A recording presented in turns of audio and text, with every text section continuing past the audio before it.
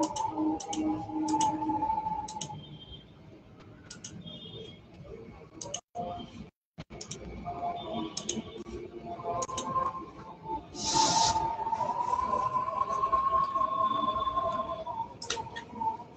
আলাইকুম। 50তম BCS প্রিলির premium 4S কোর্সে আপনাদের স্বাগত জানাচ্ছি। আজকে আমরা আগামী 2 মাসের জন্য 50তম বিসিএস প্রিলির জার্নিটা শুরু করলাম। জার্নির শুরুতেই কিছু কথা আমি বলতে চাই সবার উদ্দেশ্যে। এর আগে যখন আমরা 4S কোর্সটা নিয়ে এসেছিলাম, এটা মনে পড়ে তখন 48তম স্পেশাল বিসিএস এর পরীক্ষা সন্নিকটে। 48তমতে কতদিন সময় দিয়েছিল? 40 দিন। এই 40 দিন সময়ের মধ্যে কতটুকু একটা স্টুডেন্টের পড়া সম্ভব? আপনারা কিন্তু সেই জায়গা থেকে যে খুব বেশি দিন সময় পেয়েছেন এমন না, ওই একই রকম সময় কিন্তু পেয়েছেন 50তম বিসিএস প্রিলিতে। এখানে একটু সময় বেশি, 10 দিন বা 15 দিন সময় একটু বেশি। তাহলে এই সময়ের মধ্যে আমাদের কতটুকু পড়া সম্ভব, একটা স্টুডেন্ট কতটুকু পড়তে পারে, সেই জিনিসটা মাথায় রেখে কিন্তু আমাদের সিলেবাসটা সাজাইতে হবে, পড়ার কন্টেন্ট সাজাইতে হবে। ঠিক 48তম বিসিএস প্রিলির সময় 4S কোর্সে যে কন্টেন্টটা সাজিয়েছিলাম, ওই কন্টেন্ট পড়ে অনেকে ক্যাডার হয়েছে। তাদের নিজস্ব যোগ্যতা আছে, কিন্তু অনেকে এর বাইরে অনেক কিছুই করতে চেয়েছে। আলটিমেটলি সব বই ফেলে রেখে এসে কিন্তু এই প্রিমিয়াম ওই 4S কোর্সের যে পিডিএফ গুলো ছিল, ভর্তি হোক বা না হোক, তারা কিন্তু ওইটাই আলটিমেটলি ওইটাতে স্টার্ট করেছে এবং ওটা দিয়ে শেষ করেই কিন্তু তারা, অনেকেই আছে যে 48তম স্পেশাল বিসিএস এর সময় এমন কোনো বাংলাদেশের মেডিকেলের লাইব্রেরি ছিল না যেখানে আমার এই 4S কোর্সের শীট পড়তো না, সেটা কিন্তু ছিল। তো এবার যেহেতু আমাদের টার্গেটটা একটু ভিন্ন, আমরা 47তম বিসিএস প্রিলির প্রশ্ন আমরা দেখেছি। তো 48-এ কয়টা এখানে ছিল আমরা দেখাইনি, কিন্তু স্টুডেন্ট যারা আছে তারা কিন্তু নির্দ্বিধায় তারা স্বীকার করেছে এখান থেকে আসতে। যেহেতু আমাদের এখানে 47তম বিসিএস প্রিলি পরে হইলো ওই একই একই কোর্স থেকে, ফরেস্ট কোর্স থেকে যখন নিলাম তখন আমরা দেখলাম কি 47তমতে 49টা, সরি 79টা 79, হ্যাঁ 79টা প্রশ্ন কিন্তু ওখান থেকে কভার ছিল। শুধু এই অংশটুকু দেখেছি, কোনটা শীটের অংশটুকু আমরা দেখেছিলাম, মানে এক নজরে আমি শীটের অংশটুকু দেখে যতটুকু মনে হয়েছে ততটুকুই কিন্তু ছিল। আচ্ছা, এখন আমার টার্গেট তো ওইটা রাখলে হবে না, কিন্তু ওইটা দিয়েও 48 টিকেছে বা 47 অনেকে টিকেছে, কিন্তু আমার টার্গেট ওটা রাখলে হবে না। এবং এর বাইরেও খেয়াল করে দেখেন, আমাদের কিন্তু পড়াশোনার বাইরে পরীক্ষা দিতে হয়। তো গতবার যেটা হয়েছে, আমরা স্টুডেন্টদের মধ্যে টেন্ডেন্সি দেখেছি যে কয়েকটা পরীক্ষায় নিয়েছি, তারা পরীক্ষাগুলো ঠিক মতো দেয়নি। সেটা 4S কোর্সে মিনিমাম কিছু পরীক্ষা ছিল, সেটাও দেয়নি তারা। আর এবার ওই জায়গা থেকে সরে এসে প্ল্যানের মধ্যে পরীক্ষাটা এমন ভাবে ঢোকানো হয়েছে, 3 রাউন্ডে কিন্তু পরীক্ষা ঢোকানো হয়েছে। প্রথম রাউন্ডে পড়া শেষ করে আরো 2 রাউন্ডে আপনারা পরীক্ষাগুলো দিতে পারেন। তাহলে প্রথম রাউন্ডে যখন আপনার পরীক্ষা শেষ করবেন, যে ভুলগুলো করবেন সেকেন্ড রাউন্ডে গেলে ওই ভুলগুলো আর হবে না। থার্ড রাউন্ডে যখন মডেল টেস্ট দিবেন, আপনি এই 50 দিনের মধ্যেই যতটুকু নিজেকে প্রিপেয়ার করা যায়, এর চাইতে কিন্তু আসলে বেস্ট প্রিপেয়ার করা যাবে না। আপনাকে যেটা করতে হবে সেটা হলো, এই যে রুটিনটা করা হয়েছে সেই রুটিন অনুসারে নিজেকে পড়াশোনার মধ্যে বেঁধে রাখতে হবে। অন্য কোনো দিকে আর তাকানো যাবে না। এখানে যে কন্টেন্ট আমি যতটুকু দিব, এটা এইটুকু মনে রাখবেন যে আপনার তো এই সময়ের মধ্যে পড়াটা শেষ করতে হবে। মানে 50 দিন যে সময় পাচ্ছেন, এর মধ্যে প্রত্যেকটা সাবজেক্টের গুরুত্বপূর্ণ টপিকে আপনাকে যেতে হবে, পড়তে হবে, রিভিশন করতে হবে, সবই করতে হবে। এখন এইটুকুর মধ্যে আপনি সব তথ্য যদি পড়তে যান, আপনি যেরকম মনে রাখতে পারবেন না, সম্ভব না। আবার রিভিশন না করলে ওইটুকু কাজেও লাগবে না। তাহলে আমার অভিজ্ঞতা থেকে তো আমি এটা জানি। তো আমার অভিজ্ঞতার উপর ট্রাস্ট করেই তো আপনারা এসেছেন, বা প্রিভিয়াসলি যারা দেখেছেন তারা। তাহলে এই যে 7টা বিসিএস এর যে অভিজ্ঞতা, সেই অভিজ্ঞতা থেকে তো মানে গুরুত্বপূর্ণ জায়গা কোনগুলো সেগুলো আমরা জানি। তাহলে সেই জায়গাগুলো আমি গুছাই আপনাদের উপস্থাপন করছি। দেখেন 47-এ যখন কঠিন প্রশ্নটা হলো, কঠিন প্রশ্নটা হইলেও কিন্তু আমি বলবো নৈতিকতা এবং সুশাসনের প্রশ্নটা কঠিন করা নাই। 10টা প্রশ্ন ছিল নৈতিকতা, মূল্যবোধ, সুশাসনে। এর মধ্যে 5টা প্রশ্ন একদম ডিরেক্ট কমন, সহজ ছিল। আর দুইটা প্রশ্ন ছিল, এইটা না পড়লেও কিন্তু কমন পাওয়া যায়। সেই দুইটা কোন দুইটা ছিল? সেই দুইটার মধ্যে একটা ছিল হলো পেশাগত দক্ষতার উদাহরণ কোনটি, দেন অন্য একটা ছিল ওই সামাজিকরণের ব্যাপারে একটা প্রশ্ন ছিল। ঠিক আছে, এটা যতটুকু মনে কর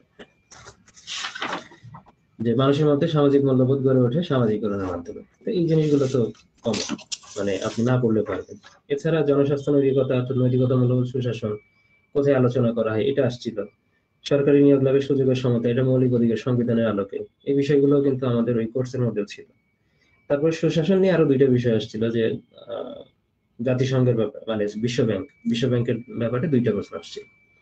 আচ্ছা, যে তিনটা প্রশ্ন কমন পড়ে নাই সেটা হচ্ছে উদ্দেশ্য নৈতিকতা, এটা একদম নতুন টপিক, অন্য একটা বিষয় থেকে আলোচনা করছে। আরো যে দুইটা ছিল সেটা হচ্ছে জাতিসংঘের দুর্নীতি দমন বিষয়ক যে কনভেনশন আছে, এই কনভেনশন থেকে এর আগেও প্রশ্ন হয়েছে, কিন্তু প্রশ্ন নতুন করে যে দুইটা সেট করেছে, ওই দুইটা প্রশ্ন খুব টাফ ছিল। টপিক কমন ছিল কিন্তু প্রশ্ন দুইটা খুব টাফ ছিল। মানে একদম ইনডেপথে যাদের পড়া আছে, ইনডেপথে শুধু পড়া থাকলে হবে না, কারণ ওখানে সালও আসছে, আবার তারিখও আসছে। আবার 7 আগস্ট 2024 সাল পর্যন্ত কতগুলো সদস্য ছিল এটা দেওয়ার টুইস্ট দিয়ে বাঁচাই দিয়েছে। তার মানে আমার ওটার দরকার নেই। আমি যদি দেখি এই 10টা প্রশ্নের মধ্যে আমি 7টা প্রশ্ন কিন্তু, 5টা প্রশ্ন ডিরেক্ট 4S কোর্স থেকে ধরেন, বা প্রিভিয়াসলি বাংলাদেশ বিষয়গুলি থেকে কিছু প্রশ্ন আসছে। মানে নৈতিকতা, মূল্যবোধ, সুশাসন তো শুধু এমন না যে এর জন্য আলাদা কোনো বাধা ধরা জায়গা আছে। তো এটা বাংলাদেশ বিষয়গুলি থেকে প্রশ্ন খুব ইজিলি হইতে পারে এখানে। আর দুইটা এমনি পারা গেছে, তাহলে 10টার মধ্যে যদি 7টা পারা যায় তাহলে এর বেশি তো আসলে দরকার নেই। দেন এবার খেয়াল করে দেখেন যে এবার আসছে, এবার কতগুলো আছে, এবার মার্ক কিন্তু বাড়াচ্ছে, এখানে বাড়িয়েছে, বাড়িয়ে কত করলো, 15। তাহলে এই 15 মার্ক যেহেতু করেছে, সিলেবাসটা সম্ভবত একই থাকবে, নৈতিকতা, মূল্যবোধ, সুশাসন, হেডলাইন, হয়তো কন্টেন্ট যদি ডিসক্রিপশন করেও পেয়েছি, কিন্তু করলেও তো কোন জায়গাগুলো থেকে প্রশ্ন আসবে সেটা আমরা মোটামুটি গুরুত্বপূর্ণ জায়গাগুলো জানি। তাহলে আমাদের টার্গেট এবার একটু বেশি থাকবে, বা গতবার 47-এর যে বিষয়ের অবতারণা করেছে, বিশেষ করে নৈতিকতা, মূল্যবোধ, সুশাসন পার্টে, তাহলে আমাদের একটু ওই লাইনে হাঁটতে হবে। আমরা দেখেছি 48-এ যে প্রশ্নটা হয়েছে, সেই প্রশ্ন থেকে কিছু একটা ধাঁচ ছিল 47-এ, মানে আমরা পরীক্ষার যদি আমরা সিকোয়েন্স দেখি, 48 আগে হয়েছে, 47 হয়েছে, তারপর 49 হয়েছে। তো 48-এর প্রশ্নে কিছু সিকোয়েন্স ছিল, 47-এ ছিল, 47-এর কিছু প্যাটার্ন ফলো করা হয়েছে আবার, বা 47 বা 48-এর কিছু প্যাটার্ন ফলো করা হয়েছে আবার 49-এ। তো জেনারেল পার্টের আমরা যদি দেখি, তার মানে এই যে আমরা বলি যে বিগত সালের প্রশ্নগুলো অ্যানালাইসিস করে ভালো করে পড়তে হবে, মানে আরএসআই কোর্স যেটা আছে ওইটা থেকে যে আসলে আদৌ যে আসলে যে 50% প্রশ্ন কমন পড়ে, এটা কিন্তু এইভাবেই কিন্তু এটা তৈরি হয়েছে। দশম থেকে যদি পড়েন, ওইটা আসলে যারা পুরাতন আছেন তাদের জন্য ওইটা সাজেস্টেবল ছিল। ওকে, তাহলে আমি আসি এবার। আর কথা না বাড়ি, শুরুতে কথা হলো যে আমি যা পড়াবো, যা দিব, শুধু এটা না, পড়ানো না, প্লাস এক্সাম ব্যাচে যা পরীক্ষা নেওয়া হবে, যা ব্যাখ্যা দেওয়া হবে, তারপরে মডেল টেস্ট হবে। এখানে মডেল টেস্টে যা পরীক্ষা হবে সবগুলো পরীক্ষা দিতে হবে, সবগুলোর ব্যাখ্যা ভালো করে করতে হবে, প্লাস এই শীটে যা থাকবে সব পড়ে যেতে হবে, এবং রিভিশন এইভাবেই আমাদের প্ল্যান ওয়াইজ আপনাকে রিভিশন করতে হবে। এটা যদি করতে পারেন, আশা করি আপনি আপনার পরীক্ষাটা সবচেয়ে ভালো হবে। এটা আমি, এই 50 দিন তো আসলে সবার জন্য, সারা বাংলাদেশের সবার জন্য। তাহলে এই 50 দিনের মধ্যে আপনাকে সবচেয়ে ভালো প্রস্তুতিটা নিতে হবে, এবং ভালো প্রস্তুতির জন্যই আমি যে প্ল্যানটা সাজিয়েছি, এই প্ল্যান অনুসারে, মানে এর চাইতে আর বেস্ট হয় না। মানে আমি নিজেও যদি নিজের জন্য প্ল্যান করতাম, মানে নতুন হিসেবে এত বেস্ট আমি করতে পারতাম না ডেফিনেটলি। আমার অভিজ্ঞতা দিয়ে এই প্ল্যানটা আমি করতে পেরেছি। তো এখন হয়তো আমার অভিজ্ঞতা দিয়ে আমার অত কিছু করতে হইতো না, আমি যদি নিজের প্রস্তুতি আবার আবার যদি পরীক্ষা দিতাম, অত খুব কম সময়ের মধ্যে আমার হয়তো আবার দেখা যেতে পারে এখান থেকে আরো কম পড়তাম, কারণ কিছু বিষয় ইনবিল্ট আমার ভিতরে আছে, যেটা না পড়লেও হয়। কিন্তু আপনাদের যারা নতুন আছেন তাদের জন্য তো এই জিনিসগুলো রিভিশনের মাধ্যমে বিল্ড করতে হবে। একবার পড়বেন, তারপর দুইবার রিভিশন করবেন। তো এইভাবে আপনারা আমাকে কথা দিবেন যে যেভাবে আমি যা দিব এবং রুটিন অনুসারে যেভাবে যা বলা আছে, আপনারা ওইভাবে প্রত্যেকটা ক্লাস, প্রত্যেকটা পরীক্ষা শেষ করবেন। ঠিক আছে? আসেন এবার, তাহলে নৈতিকতা, মূল্যবোধ এবং সুশাসন। এবার গতবারের ফোরাসের চেয়ে কিছু জায়গায় আমাদের প্রশ্ন টপিক একটু চেঞ্জ হয়েছে, বা কিছু জায়গায় কিছু তথ্য ইনক্লুড হয়েছে। আচ্ছা, যদি কোনো সময় দেখেন যে লাইভে কোনো সমস্যা হচ্ছে তাহলে ডেফিনেটলি আমাকে জানাবেন, আপনারা কথা বলবেন। আর ক্লাস চলাকালে অন্য কারো কোনো মেসেজের কোনো রিপ্লাই দিবেন না। আচ্ছা, যদি কোনো সময় দেখেন যে লাইভে কোনো সমস্যা হচ্ছে, আচ্ছা আমি একবার দেখে নিলাম, ঠিক আছে। তাহলে নীতিবিদ্যা এবং নৈতিকতা হেডলাইন যেটা দেওয়া হয়েছে, এখানে দেখেন ইথিক্স যে শব্দ, এই শব্দের মানে হচ্ছে নীতি শাস্ত্র। আর এই শব্দটা আসছে গ্রিক শব্দ থেকে। গ্রিক শব্দের নাম হচ্ছে ইথোস, মানে উৎপত্তিটাকে আমাদের জানতে হবে। ইথোস থেকে আসছে। এই ইথোসের বাংলা মিনিং যদি আমরা করতে যাই তাহলে হবে চরিত্র অথবা রীতিনীতি। চরিত্র মানে ক্যারেক্টার, যেটাকে বোঝাচ্ছে। আর রীতিনীতি বলতে কাস্টম, যদি কাস্টম থাকে এটা দিয়েও আসতে পারে আবার পরীক্ষায় যদি ইংলিশে আসে, সেটা খেয়াল রাখবেন। On the other hand morality নামের একটা শব্দ আছে, আসসালামু আলাইকুম। প্রতিশোধ। ওয়ালাইকুম সালাম। স্যার স্ক্রিন আসলে দেখা যাচ্ছে না। স্ক্রিন দেখা যাচ্ছে না? আমি দেখতে পাচ্ছি। আপনি একটু বের হন, বের না হয়ে আবার স্যার, ঢোকেন। আপনি একবার লিভ নেন, লিভ নিয়ে আবার ঢোকেন।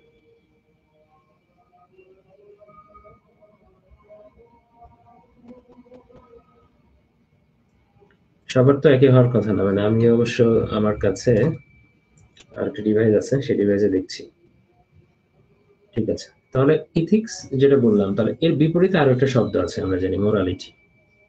তাহলে মোরালিটি কিন্তু আবার গ্রিক শব্দ থেকে আসেনি, এটা হচ্ছে ল্যাটিন শব্দ মোরালিটাস থেকে, যার সঠিক অর্থ হচ্ছে সঠিক আচরণ বা চরিত্র, মানে কাছাকাছি, যেগুলো সিনোনিমাস। তো কাছাকাছি যেহেতু, কিন্তু উৎপত্তিটা ভিন্ন। ইথিক্স আসছে গ্রিক শব্দ থেকে, তারপরে গ্রিক শব্দের নাম হচ্ছে ইথোস। আর মোরালিটি এটা আসছে ল্যাটিন শব্দ মোরালিটাস থেকে। তো দুইটা কিন্তু ভিন্ন। আমরা জানি উৎপত্তির জায়গা থেকে কিছু সময় প্রশ্ন আসে, বিশেষ করে আমরা জানি যে অধ্যায়গুলো আছে নৈতিকতা, মূল্যবোধ এবং সুশাসন। তো এই যে নামগুলো, এই নামগুলোর হেডলাইন থেকে সাধারণত প্রশ্নগুলো আসে। হেডলাইন থেকে যেমন আমরা জানি যে গভর্নেন্স, এই শব্দটা কোথা থেকে আসছে, এটা কিন্তু প্রিভিয়াসলি আমরা দেখেছি পরীক্ষাগুলোতে এসেছে। যেহেতু প্রিভিয়াসলি পরীক্ষাগুলোতে এসেছে, তার মানে কি এই যে মেইন নামগুলো, এর ইংলিশ নামগুলো কোন কোন জায়গা থেকে উৎপত্তি হয়েছে, এই জিনিসগুলো কিন্তু আসতেই পারে। ওকে, আমরা সিরিয়ালে যদি যাই, তাহলে নীতিবিদ্যার মধ্যে, নীতিবিদ্যা এখানে সংজ্ঞা টঙ্গা ডেফিনেটলি কিছু লাগবে না। তবে আমি এই বিষয়গুলো যেখানে অ্যাড করেছি, আপনারা নতুন যে জিনিসগুলো দেখতে পাচ্ছেন, হয়তো আগের কোর্সে দেখেন নাই, তাহলে দেখবেন যে এই নৈতিকতা, মূল্যবোধ এবং সুশাসন বা নীতিবিদ্যা নিয়ে কিন্তু আমাদের বাংলাদেশে কিছু টেক্সট বুক আছে। সেটা ইউনিভার্সিটি লেভেলে বা এসএসসি ইন্টারমিডিয়েট লেভেলে আছে, বা ওপেন ইউনিভার্সিটি কিছু বই আছে যেগুলোতে খুব সুন্দরভাবে এগুলো আলোচনা করা আছে, মানে অনেক বড়। তো অত অধ্যায় বাই অধ্যায় তো আপনার পড়া সম্ভব না, কিন্তু আমি এগুলো স্ক্রল করে গেছি। এবং পিএসসি যে প্রশ্নগুলো করেছে 47-এ, বা ইভেন আগে যেগুলো করেছে, এর ভিত্তিতে আমি ওখান থেকে দেখেছি যে বেসিক টেক্সট বুক থেকে আর কি কি জিনিস নেওয়া যায়, সেই জায়গা থেকে এটা নিয়ে আসা হয়েছে। হ্যাঁ, নীতিবিদ্যা। তো নীতিবিদ্যার সম্পর্কে একটা সংজ্ঞা দিয়েছে উইলিয়াম লিলি। উনি বলেছেন নীতিবিদ্যা একটা আদর্শনিষ্ঠ বিজ্ঞান। আর নিচে চারটা যেটা দেখছেন, এটা নীতিবিদ্যার ধরন। কি কি ধরন আছে নীতিবিদ্যার? প্রথম হচ্ছে বর্ণনামূলক ধরন, ডিসক্রিপটিভ টাইপ। ডিসক্রিপটিভ টাইপ কোনটা হয়? যেটা হচ্ছে বিজ্ঞান নির্ভর, গবেষণা নির্ভর, অর্থাৎ অভিজ্ঞতা নির্ভর এবং বৈজ্ঞানিক দৃষ্টিভঙ্গি। এর একটা উদাহরণ আছে বিবর্তনবাদী নীতিবিদ্যা। বিবর্তনবাদী বলতে আসলে ওই ডারউইনের যে বিবর্তনবাদ যেটা বোঝেন, ওই ধরনেরই বা ওইটাই ধরতে পারে। ঠিক আছে, যে ওইটা একটা উদাহরণ। তার মানে এটা একটা বর্ণনামূলক নীতিবিদ্যা। দেন মানমূলক। মানমূলক মানে নামের সাথে আসলে ভিতরে সংজ্ঞাটা আছে, যে যেটা কোনো একটা আদর্শের ভিত্তিতে হয়। দেন আসেন বিশ্লেষণী বা পরানীতিবিদ্যা। এটা নিয়েই মূলত আমাদের পড়াশোনা। এই যে নৈতিক, ভাষায় অর্থ ও যুক্তি। আমরা যে নৈতিকতা পড়ছি, যেটা নৈতিকতার মধ্যে, নীতিবিদ্যার মধ্যে নৈতিকতা একটা পার্ট। সেই নৈতিকতাটা কার মধ্যে আলোচনা করা হচ্ছে? পরানীতিবিদ্যার মধ্যে আলোচনা করা হচ্ছে। অর্থাৎ এর পরে যা যা আছে সিকোয়েন্স গুলো, ওগুলো সবই কিন্তু পরানীতিবিদ্যা বা নৈতিকতার পার্ট। আর ব্যবহারিক নীতিবিদ্যা নামে একটা নীতিবিদ্যা আছে। এই চারটা টাইপ আপনারা মনে রাখবেন। হয়তো টাইপ থেকে কখনো প্রশ্ন আসবে না, জাস্ট এইটার বিষয়টা ক্লিয়ার করার জন্য এই চারটা টাইপ এখানে আমি দেখিয়েছি। তার মধ্যে আপনি যদি পড়তে চান যে আসলে কমন কোনগুলো, এমন হতে পারে যে বিবর্তনবাদী নীতিবিদ্যা এটা কার মধ্যে পড়ে, বর্ণনামূলকের মধ্যে পড়ে। যেহেতু এটা টেক্সট বই আলোচনা আছে, ভবিষ্যতে যদি যদি এটা যে আবার 50-এ আসতে হবে ব্যাপারটা না। যেহেতু মার্ক বেড়েছে, সামনে 50-এর পরে 51 দিবেন, 52 দিবেন, পরে কি কখনো বৃথা যাবে? যাবে না। তবে এই বিষয়গুলো দেখতে হবে। তাহলে পরানীতিবিদ্যা যেটা, এটাই নৈতিক, ভাষায় অর্থ এবং যুক্তি নিয়ে আলোচনা করে, সেটাই। আচ্ছা, তাহলে নীতিবিদ্যা যেহেতু পড়লাম, এবার আসেন নীতি তত্ত্ব। এখন তত্ত্বের মধ্যে আমরা তো একদম ফুল ডিটেলস পড়া সম্ভব না এটা, ঠিক আছে? কিন্তু এই জায়গা থেকে যদি আমি দেখি প্রশ্ন অ্যানালাইসিস করা, যে গত 47-এ যেটা আসছে উদ্দেশ্য নৈতিকতার ব্যাপারটা, এটার ব্যাকগ্রাউন্ড যখন খুঁজতে যাই তখন আমাকে এখানে আসতে হয়। তার মানে এটা নীতি তত্ত্ব থেকে প্রশ্ন করেছে। ব্যাকগ্রাউন্ড খুঁজলে এটা নীতি তত্ত্বকে এটা কানেক্ট করে। হ্যাঁ, এটাকে আবার অন্যভাবেও ব্যাখ্যা করা যায়। অন্য নৈতিকতার আরো কিছু ক্লাসিফিকেশন আছে, সেটার মধ্যেও ব্যাখ্যা করা যায়। কিন্তু আমার ওইটার চাইতে মনে হয়েছে যে আমার এই দিকে আসা উচিত। যে নীতি তত্ত্ব আছে দুই ধরনের, একটা হচ্ছে পরিণতিবাদী আর একটা পরিণতি মুক্ত। যার পরিণতি আসবে, মানে যেটার ভিতরে পরিণতি থাকবে সেটাকে বলবো পরিণতিবাদী, অর্থাৎ বা এটাকে আবার অন্য নামে বলা যেতে পারে, পরিণতিমূলকও বলতে পারে, ঠিক আছে? টেলিওলজিক্যাল। আর পরিণতি মুক্ত, যার মধ্যে ডিওন্টোলজিক্যাল, যার মধ্যে কোনো পরিণতি থাকবে না। এখন খেয়াল করে দেখেন যে ফার্স্ট লাইনে বলা আছে গ্রিক নীতি দর্শন আর হিব্রু নীতি দর্শন। মানে এটা আবার ধরন আছে, পরীক্ষা এভাবে আসতে পারে যে গ্রিক নীতি দর্শনটা কোন ধরনের, সেটা হচ্ছে পরিণতিবাদী। আর হিব্রু নীতি দর্শনটা এটা কোন ধরনের, এটা পরিণতি মুক্ত। এবার আসেন পরিণতিবাদী মানে কি? পরিণতি মানে কি? কোনো কিছুর রেজাল্ট। পরিণতি মানে কি? কোনো কিছুর আলটিমেট যে একটা ফাইন্ডিংস আমরা পাচ্ছি সেটা পরিণতি, সেটাই তার মধ্যে পরিণতি থাকবে। অর্থাৎ এটা কি করবে? কাজের পরিণতি, ফলাফল বা লক্ষ্যকে মূল্যায়ন করবে।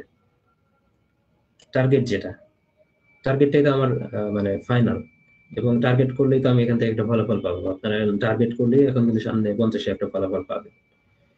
এটা গেল। তাহলে এটা কি যে উদ্দেশ্য নৈতিকতার একটা উদাহরণ। তারপরে নামের মধ্যে কাজ আছে। তা আপনি যদি, আপনার যদি উদ্দেশ্য থাকে 50তম বিসিএস প্রিলিতে উত্তীর্ণ হওয়া, তার মানে কি উদ্দেশ্য নৈতিকতা আপনার মধ্যে এই নৈতিকতা যদি গ্রো করেন, তাহলে ডেফিনেটলি এটা একটা ফলাফল আপনি পাবেন। উদ্দেশ্য যেটা থাকবে সেই উদ্দেশ্যের বেসিসে একটা ফলাফল পাবেন। তাহলে এটা উদ্দেশ্য নৈতিকতার যদি উদ্দেশ্য আমরা ধরি যে বা ফলাফল কি, এর প্রধান বিষয় কি বা আলোচিত বিষয় কি, সেটা কিন্তু এটা ফলাফল বা পরিণতি বা লক্ষ্য, এটাকে বোঝায়। তাহলে এই প্রশ্নটা কিন্তু 47-এ আসছে। তাহলে এটা একটা গ্রাউন্ড, এই গ্রাউন্ড থেকে কিন্তু আবার সামনে প্রশ্ন আসতে পারে। তাহলে পরিণতি মুক্তি যেটা, তার মধ্যে এটার মধ্যে কি, এটার মধ্যে কোনো ফলাফল ফ্যাক্ট না, ফলাফল ফ্যাক্ট না। তাহলে আমাদের আমাদের যে বিসিএস এর প্রস্তুতি যদি আমরা ধরি, তাহলে আপনার টার্গেট হলো কি বিসিএস প্রিলিতে উত্তীর্ণ হওয়া। ওই টার্গেট বা ফলাফল চাচ্ছেন, আপনার উদ্দেশ্য, এটা হচ্ছে উদ্দেশ্য নৈতিকতার মধ্যে পড়ে। আর আপনার ফলাফলের সাথে এটা ফ্যাক্ট না। আপনার কি কাজ করছেন, কেমন ভাবে, মানে কতটুকু পরিশ্রম করছেন, কিভাবে পড়ছেন, আপনার পড়াশোনার স্টাইলটা কি, এটাকে যদি আপনি ডিফাইন করতে চান, সেটা হচ্ছে পরিণতি মুক্ত। মানে এটা কাজের ধরন বা কাজের বৈশিষ্ট্যের কারণে তাকে হয়তো বা আপনার পরিশ্রম, আপনি ভালো করলেন সেটাকে আমি সঠিক বলতে পারি বা ভালো বলতে পারি, খারাপ হলে সেটা খারাপ বলতে পারি। কিন্তু আপনার ধরন বা স্টাইলটা ভালো বা খারাপ এতটুকু, কিন্তু এটার কোনো ফাইনাল রেজাল্ট নেই। মানে রেজাল্ট নিয়ে এটা কোনো মানে আলোচনা করে না। তাহলে এই দুইটা একদম নতুন জিনিস। যেহেতু উদ্দেশ্য নৈতিকতা থেকে প্রশ্ন হয়েছে, সামনে যে কোনো বিসিএস, এমন না যে এটা 50-এ আসতে হবে, সামনে যে কোনো বিসিএস এই জায়গা থেকে প্রশ্ন হতে পারে। তাহলে ওই বিষয়টা আমি ক্লিয়ার করে দিলাম। এবার আসেন যে আপনার পরের বিষয়গুলো হয়তো বা আপনার কাছে খুবই ইজি মনে হতে পারে, পরেরগুলা পরিচিত মনে হতে পারে, অলরেডি হয়তো বা সেগুলো পড়েছেন। পরে আসেন এবার এবার নৈতিকতাটা শুরু। আমরা যেহেতু পরাণীতি বিদ্যা শুরু করলাম, নৈতিকতার হেডলাইনটা আমাদের শুরু হচ্ছে। মানে সর্বপ্রথম নৈতিকতার উপর গুরুত্ব আরোপ করেছেন সক্রেটিস। তিনি বলেছিলেন কি, ভার্চু ইজ নলেজ, অর্থাৎ এটাকে বলা হচ্ছে সদ্গুণী জ্ঞান, অথবা এটাকে আমরা সিনোনিমাস যদি করি, জ্ঞান হয় পূর্ণ। অর্থাৎ এই জিনিসটা কিন্তু যেটা ছিল, মানে এইভাবে কিন্তু আসছিল, জ্ঞান হয় পূর্ণ এইভাবে আসছিল। কিন্তু সদ্গুণী জ্ঞান যেটা, এটা কিন্তু আমরা আগে এইভাবে পড়তাম, কিন্তু এটা ভাষাটা চেঞ্জ করে এইভাবে আসছে, এবং সক্রেটিসের এটা কিন্তু 45-এ। তো এই জিনিসটা মনে হতে পারে যে হয়তোবা নতুন করে কোট করছে জ্ঞান হয় পূর্ণ, কিন্তু এই জিনিসটা কিন্তু আমাদের কমন ছিল, কারণ আমরা ওইভাবে পড়েছিলাম সদ্গুণী জ্ঞান। আচ্ছা, এটা গেল, খেয়াল করুন। এবার আসেন যে এই তথ্যটা আমি নতুন অ্যাড করেছি এবার। তিনি ধর্মকে নৈতিকতার ঊর্ধ্বে স্থান দিলেও একে নৈতিকতা নিরপেক্ষ মনে করেননি। তার মানে একটা বিষয় হলো নৈতিকতার উপর গুরুত্ব আরোপ করেছেন কে সর্বপ্রথম, সেটা সক্রেটিস করেছেন। কিন্তু এর বাইরে যদি বলা হয় যে নিচেরকে ধর্মকে নৈতিকতার ঊর্ধ্বে স্থান দিয়েছেন, ধর্মকে নৈতিকতার ঊর্ধ্বে স্থান দিয়েছেন, সেটা সক্রেটিস হচ্ছে। তবে এখানে একটা কথা বলেছেন নৈতিকতা নিরপেক্ষ মনে করেননি, এর মানে কি?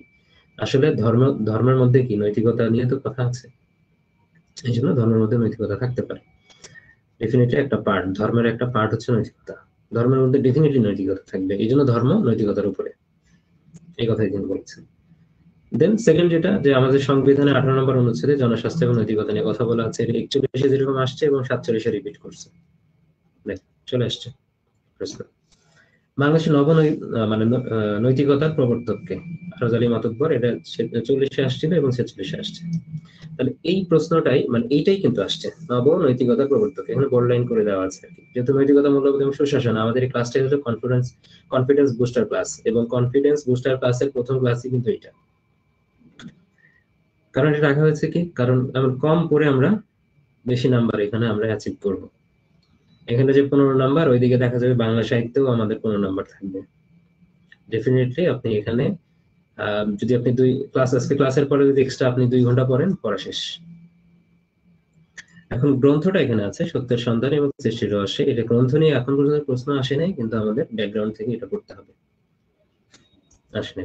নৈতিকতার সংজ্ঞার মধ্যে এই 4টা জিনিস এখানে আলোচনা করেছি। তবে ইমানুয়েল কান্ট সম্পর্কে প্রচুর এসেছে, আপনারা এখানে সাল দেখতে বুঝতে পারবেন, এবং বোর্ড আমি সেভাবেই করেছি। ওকে, তাহলে জিই মুর, এই যেটা বললাম আমরা 3 নম্বর বিশ্লেষণী নৈতিকতা যেটা পড়লাম, তো সেটাকে বলা হচ্ছে পরানীতিবিদ্যা। তাহলে জিই মুরটা হচ্ছে পরানীতিবিদ্যার জনক। তো তার যে গ্রন্থ হচ্ছে প্রিন্সিপিয়া ইথিকা। আমি মনে করি এখান থেকে প্রশ্ন আসা উচিত, খুব দ্রুতই আসা উচিত, কারণ এই রিলেটেড প্রশ্ন এখন পর্যন্ত আসে নাই, এবং আমার কাছে সেটা খারাপও লাগে। ঠিক আছে, মিস যাওয়াটা খারাপ লাগে। পরানীতিবিদ্যা বা নৈতিকতা নিয়ে প্রশ্ন আসে, কিন্তু পরানীতিবিদ্যার জনককে বা তার সম্পর্কে প্রশ্ন আসে না। প্রিন্সিপিয়া ইথিকা, তার এইগুলো নিয়ে প্রশ্ন আসে না। এটা আমার কাছে একটু খারাপ লাগে। হ্যাঁ, এখান থেকে আসা উচিত। বিসিএস প্রিলিতে, যে কোনো বিসিএস প্রিলিতে এখানে প্রশ্ন আসা উচিত। না হলে আমি বলবো যে প্রশ্নটাই, যদি আমি একসাথে সবগুলো 25 থেকে শুরু করে 50 বা 55 পর্যন্ত যদি যাই, এর মধ্যে যদি এই রিলেটেড কোনো প্রশ্ন না দেখি, তাহলে আমার কাছে মনে হবে যে টোটাল প্যাকেজটা একটা অসম্পূর্ণ। তার মানে এটার গুরুত্ব কতটুকু, এটা মাথায় রাখবেন।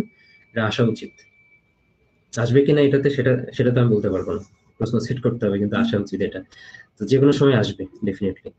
তো শুভর প্রতি অনুরাগ এবং অশুভর প্রতি বিরাগী হলো নৈতিকতা, এই সংজ্ঞাটাও।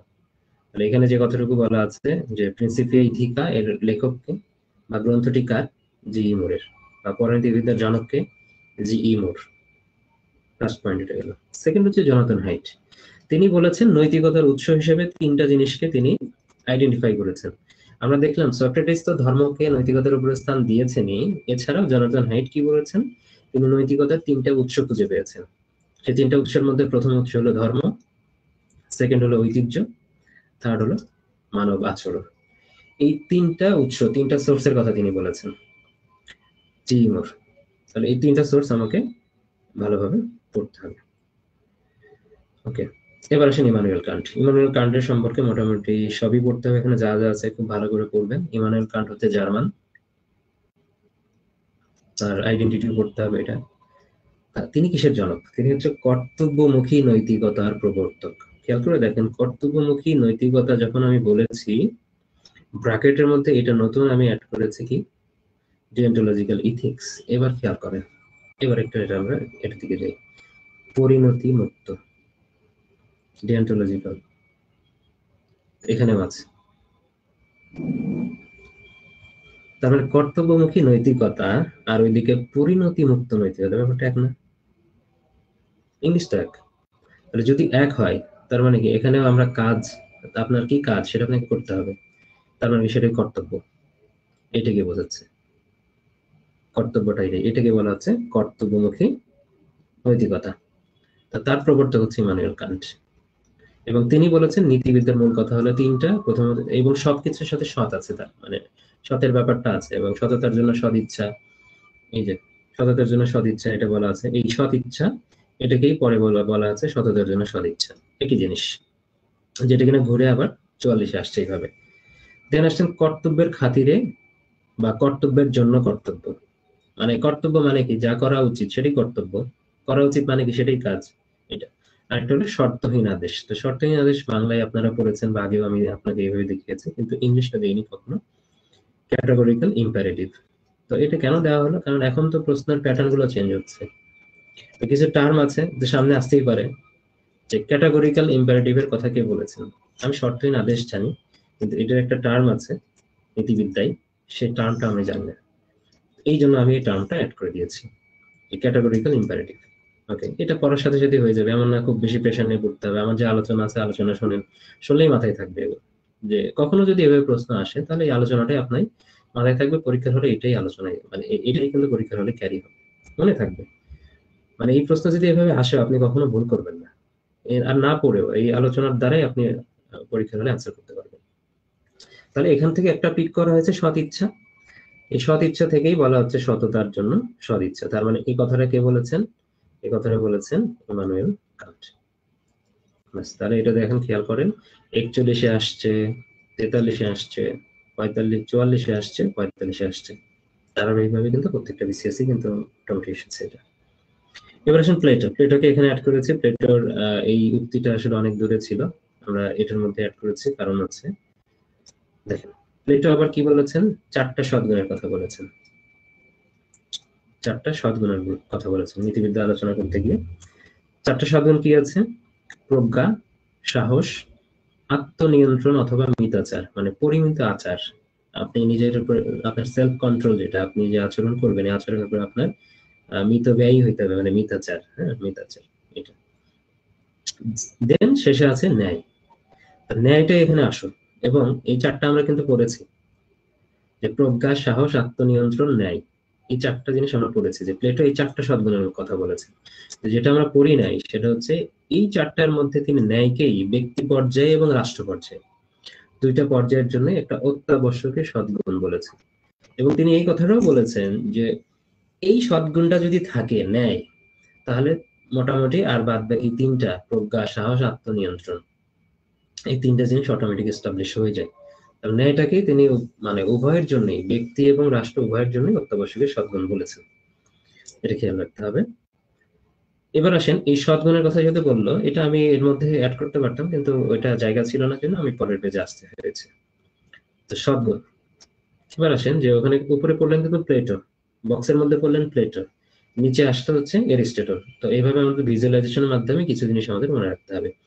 তো অ্যারিস্টটল কি করলো, নিকোমেশিয়ান ইথিক্স, তার একটা বই আছে, আমাদের বইগুলোর নাম কিন্তু শেষের দিকে দেওয়া আছে, সবগুলো একটা বক্সের মধ্যে দেওয়া আছে, যে কার কোন বই। প্রিন্সিপিয়া ইথিকা যেরকম ওখানে পড়লাম বিচ্ছিন্ন ভাবে, এখানে আমরা অ্যারিস্টটলের নিকোমেশিয়ান ইথিক্স।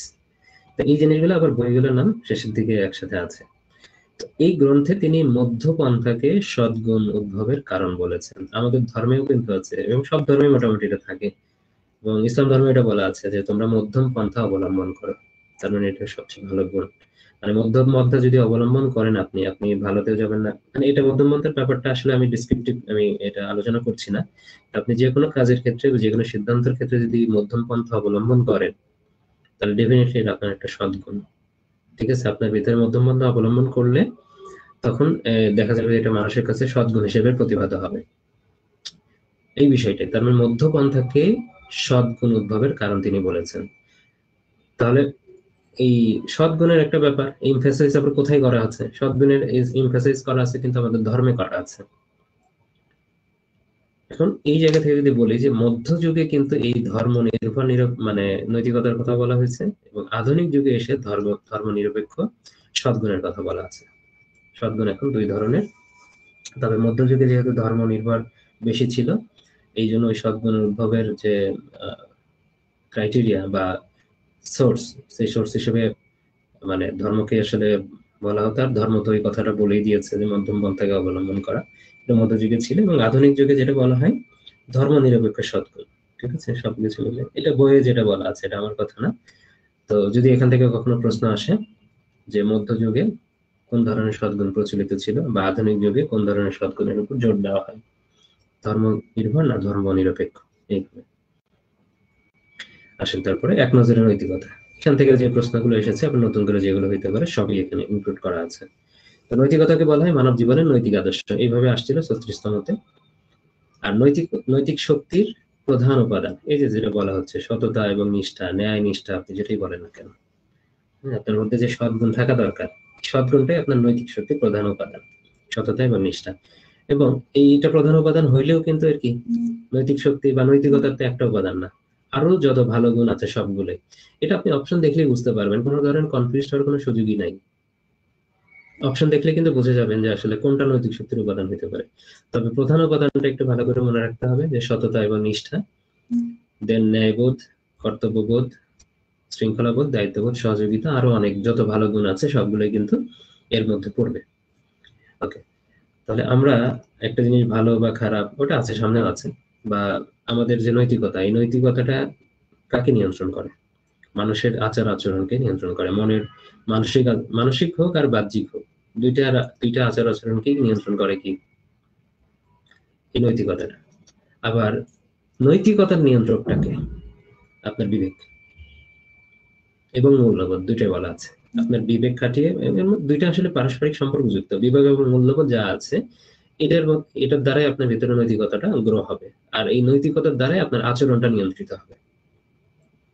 আপনার বিবেক এবং আপনার ভিতরে যে মূল্যবোধটা তৈরি হয়েছে, মূল্যবোধ বিভিন্ন ভাবে তৈরি হয়, মূল্যবোধের অনেকগুলো নিয়ামক আছে, সবকিছু মিলে মূল্যবোধ। আবার ওই যে সামনে যখন আলোচনা করবেন বুঝতে পারবো, এই দুইটার মিশ্রণে কিন্তু আপনার নৈতিকতাটা এস্টাবলিশ করে আপনার ভিতরে। দেন এই নৈতিকতার মাধ্যমে আপনার আচরণটা নিয়ন্ত্রিত হয়, এই কথাই বলা আছে। তার মানে এই নৈতিকতাটা আমাদের শুরুটা হয় কোথায়?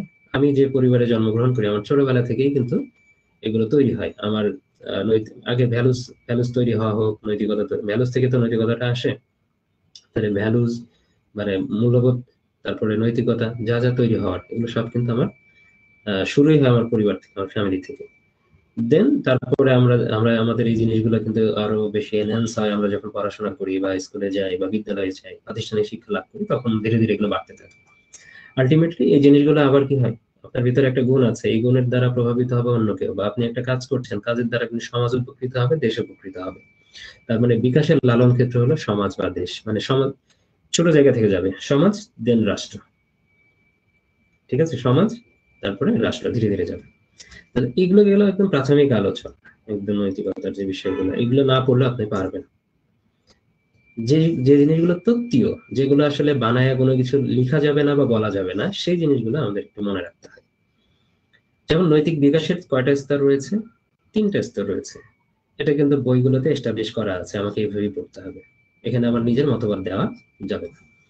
তাহলে প্রবৃত্তি, দেন প্রথা, বিবেক, 3টা স্তর। আগে প্রবৃত্তি, দেন প্রথা, কাস্টম কেমন, তারপরে ওখান থেকে বিবেক, এগুলো এস্টাবলিশ হয়। ওকে, এবার আসেন দেখেন, এটা বলছি যে সাথে আইনের পার্থক্য নির্দেশ করেন, অর্থাৎ নৈতিকতার সাথে, নৈতিকতা এবং আইন দুইটার মধ্যে যে পার্থক্য আছে, নৈতিকতা ভার্সেস আইন, ঠিক আছে। আইনটা তো দেশের আইন শৃঙ্খলা, মানে দেশের শৃঙ্খলা আনার জন্য যেটা প্রচলিত সরকার কর্তৃক যেটা হয়, সেটা সেটা হলো আইন। আর নৈতিকতা আপনার নিজের ভিতরে যেটা তৈরি হবে সেটা, ঠিক আছে, সেটা আইন দ্বারা নিয়ন্ত্রণ করা যায় না, ঠিক আছে। তাহলে এই যে নৈতিকতা এবং আইন, এটার মধ্যে যে পার্থক্য, এই পার্থক্যটা নিয়ন্ত্রণ মানে নির্দেশ করছে প্রথমে নিকোলা ম্যাকিয়াভেলি। এবং তার পরিচয় কি? তিনি একজন ইতালীয় দার্শনিক, এবং তার একটা বই আছে দ্য প্রিন্স। এই বইয়ে মূলত তিনি নৈতিকতা এবং আইনের পার্থক্য নিয়ে আলোচনা করেছেন। তাহলে এখানে অনেকগুলো ইনফরমেশন, তিনি ইতালিয়ান, তিনি একটা বই লিখেছেন, সেই বইটার নাম দ্য প্রিন্স, এবং সেই বইটাতে কি নিয়ে আলোচনা করেছেন? নৈতিকতা এবং আইনের যে পার্থক্য আছে সেটা নিয়ে তিনি আলোচনা করেছেন। ওকে, দেন আসলে একজন যোগ্য প্রশাসক বা ব্যবস্থাপকের অত্যাবশ্যকীয় মৌলিক গুণাবলীর মধ্যে শ্রেষ্ঠ গুণ হলো নৈতিকতা। অপশন যেগুলো আছে, এগুলো অপশন দেখে আপনি বুঝে যাবেন যে আসলে কি হওয়া উচিত। কিছু কিছু জিনিস আছে, যেমন আমি যদি ধরি যে এখানে এই প্রশ্ন আসছিল কি 47-এ, পেশাগত নৈতিকতার উদাহরণ কোনটি? পেশা মানে কি, আপনি একটা সার্ভিস করবেন, আপনি একটা চাকরি করতে গেলে আপনার কোন জিনিসটা লাগবে খেয়াল করে দেখেন। অপশন ছিল স্বজন প্রীতি, আপনি স্বজন প্রীতি করা তার ভালো গুণ না, ডেফিনেটলি। সাম্প্রদায়িকতা, সেটাও ভালো না। দরিদ্রতা, এটার সাথে যায়। পেশাগত হ্যাঁ, নৈতিকতার উদাহরণের মধ্যে তো আসলে দরিদ্রতা যায় না, এটা তো অপ্রাসঙ্গিক একটা অপশন। ডি নম্বরে দেওয়া ছিল বা ঘ নম্বরে দেওয়া ছিল দক্ষতা। তো আপনি পেশা বা আপনি কাজ করতে যাচ্ছেন, আপনার কর্মক্ষেত্রে আপনার তো দক্ষতা লাগবে। তাহলে পেশাগত নৈতিকতার উপাদান যে দক্ষতা, এটা আগের দিকে খুব বেশি পড়াশোনা করার দরকার আছে বা এটা কমন করার দরকার আছে নাই। তা আপনি অপশন দেখলে কিন্তু বুঝতে পারবেন। তার তেমনই একটা প্রশ্ন কিন্তু এটা ছিল, তেমনই একটা প্রশ্ন এটা। দেন আসেন এরপরের পয়েন্টে, যে নীতিবিদ্যার আলোচ্য বিষয় কি। এই প্রশ্ন আবার 2বার আসছে, 35 একবার আসছে, 46 আসছে। নীতিবিদ্যার আলোচ্য বিষয় হলো আমরা যারা মানুষ আছি, এই মানুষের আচরণের আলোচনা মূল্যায়ন।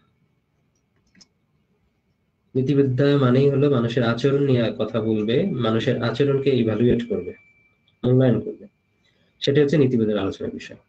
আর আরেকটা আলোচ্য বিষয় ছিল এইভাবেই ফরম্যাটে আসছে, এই ফরম্যাটে আসছিল পরীক্ষায়, যে নীতিবিদ্যার আলোচ্য বিষয়টা কি মানুষের ঐচ্ছিক ক্রিয়া, মানুষ যা করতে চায় ঐচ্ছিক ভাবে, ঐচ্ছিক কার্যক্রম, সেটাই মূলত, মানে ঐচ্ছিক কার্যক্রম মানে তার কিন্তু আচরণ, আর কিছু না। ঠিক আছে, আপনি যা করতে চান সেটাই তো আপনার আচরণ, মানে আচরণের মাধ্যমে তো সেটা বের হয়। মানে দুইটা পরস্পর রিলেটেড, টার্ম ভিন্ন হইতে পারে কিন্তু আলটিমেট জিনিস একই।